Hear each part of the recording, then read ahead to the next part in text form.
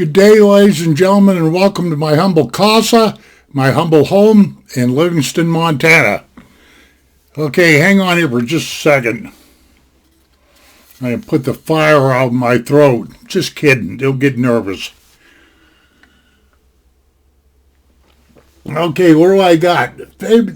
February 20th of 2021. And what I'm doing here today, actually, I'm not trying to make up. I'm going to make this perfectly clear. I'm not trying to make fun of anybody, and I'm trying to maintain a certain sense of jocularity, but I'm going to try to be serious at the same time. And what am I blabbering about? And that's all this cold weather and snow and ice and everything that the state of Texas has been enduring for the last couple of weeks.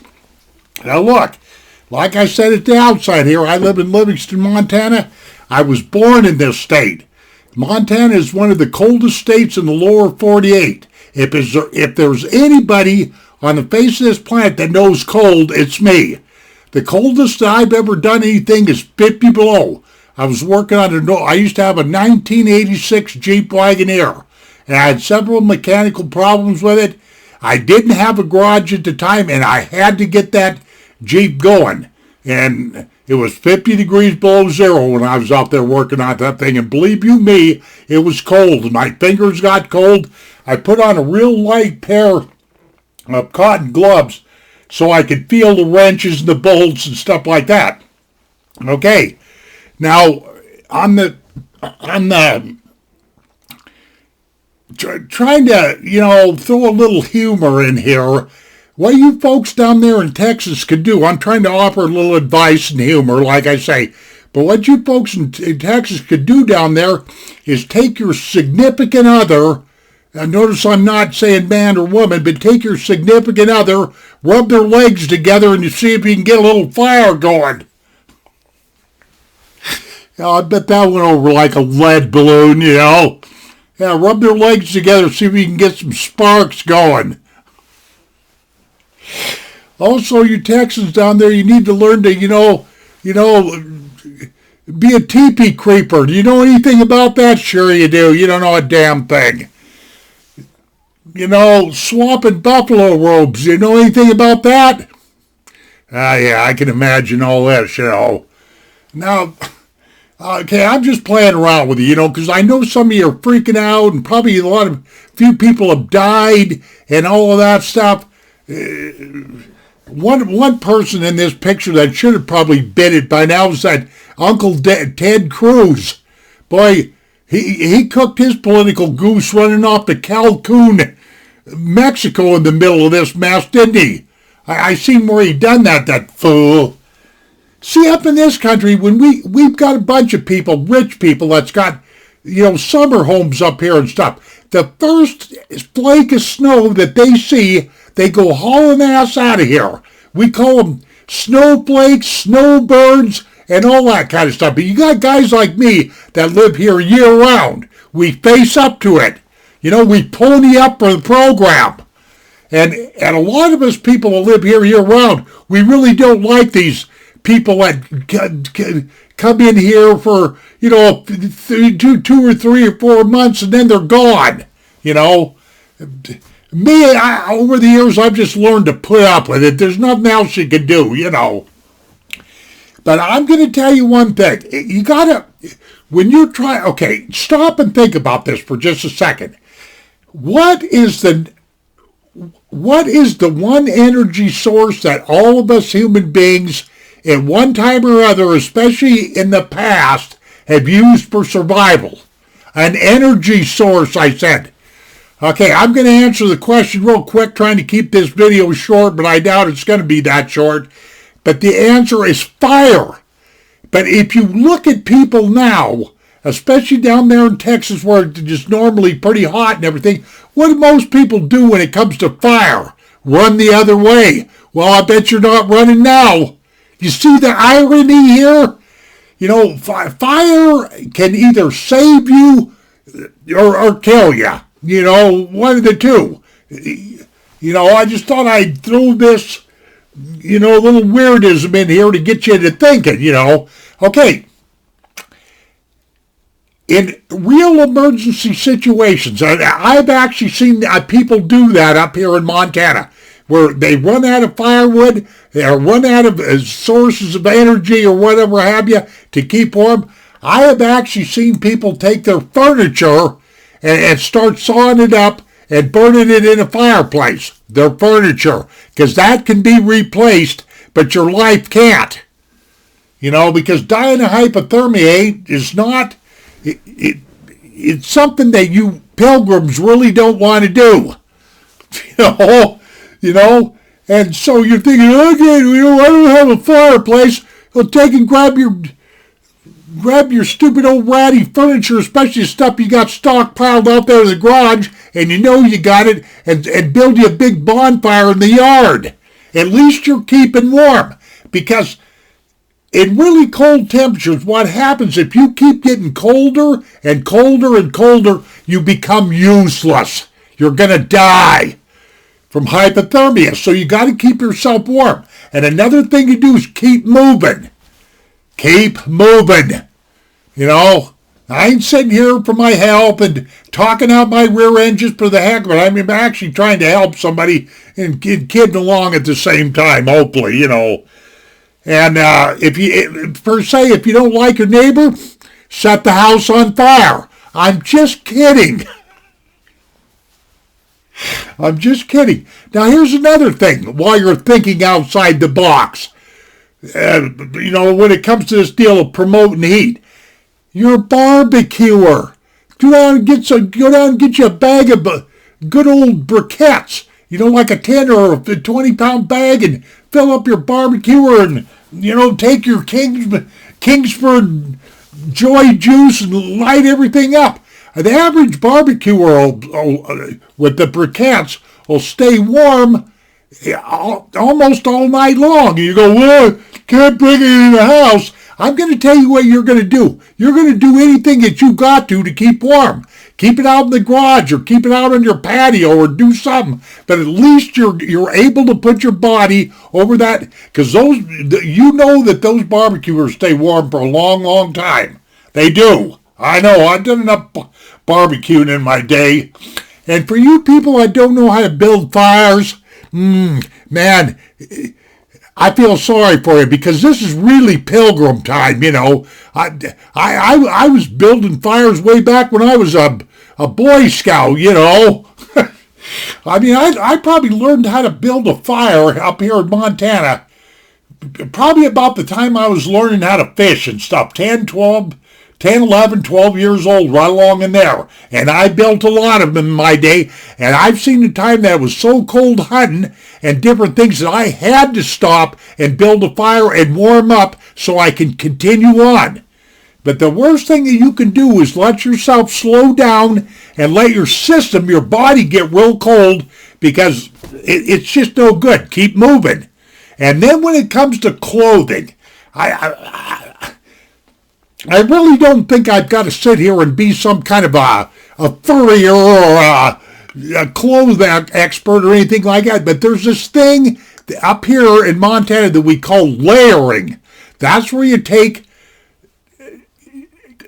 clothes, usually lighter clothes, and put them on, and then put a layer of a little heavier clothes on, and a layer of, heavier clothes, like that, 2 or 3 layers of clothes. I've seen the time before when I lived up in West Yellowstone, Montana. That's one of the coldest places on the face of this planet, that I had 4 layers of clothes on to go out and ice fish. The coldest I ever been ice fishing up on Hebgen Lake, Montana, is 46 degrees below zero. That's nippy, And here's another thing. Any men out here are probably going to go, oh, Jimmy's been smoking the wrong left-handed tobacco or drinking. Shut up and pay attention. I'm getting crabby. I haven't had enough coffee. Here is something for you men and women both that'll keep you warm, and that's women's nylons. It's a poor man's way of long johns. I'm going to repeat myself. Women's nylons. The leggings you put on. Them doggone things are a lot warmer than what you think, you know. And then there's always this business of warming up with your cars. But the problem is, if you've got an old beater, and I'm sure there's plenty of people out there with old beaters, and by that I mean with an old exhaust system, you got to be very, very careful with sitting inside of a car, running the engine with the exhaust spewing out carbon monoxide that you're going to die from. You can literally suffocate with, carbon monoxide if you've got a bad exhaust system. So warming yourself up with a car is advisable, in my humble opinion, only if the car is in good shape. And you better move that car from around a little bit. Don't just sit in one spot, and don't fire the car up and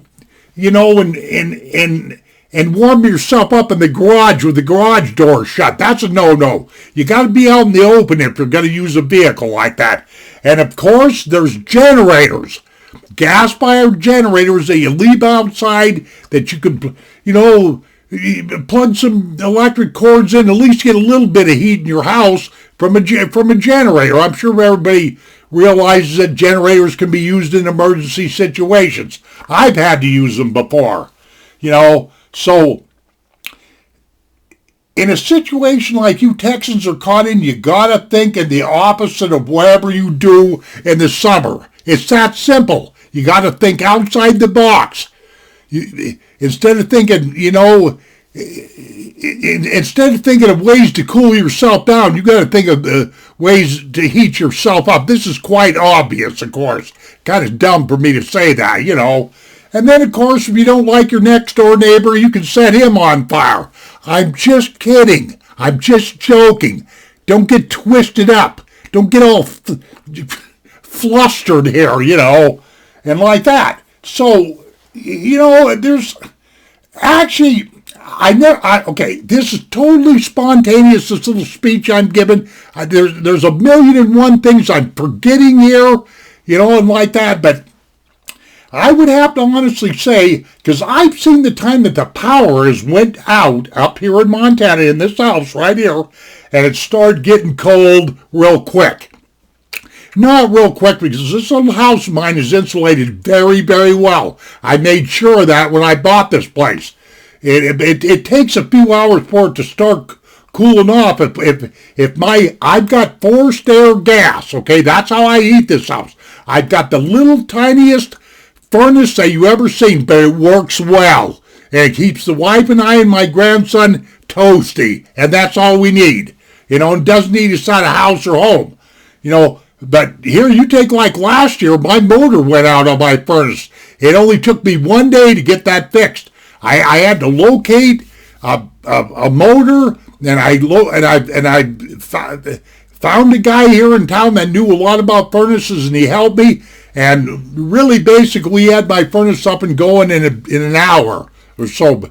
But finding that motor was the main thing. The motor that drives the fan, So, But I do have a backup in my home. I've got a Blaze King wood pellet stove downstairs. That's a stove that uses an auger that augers these little tiny wood pellets in there.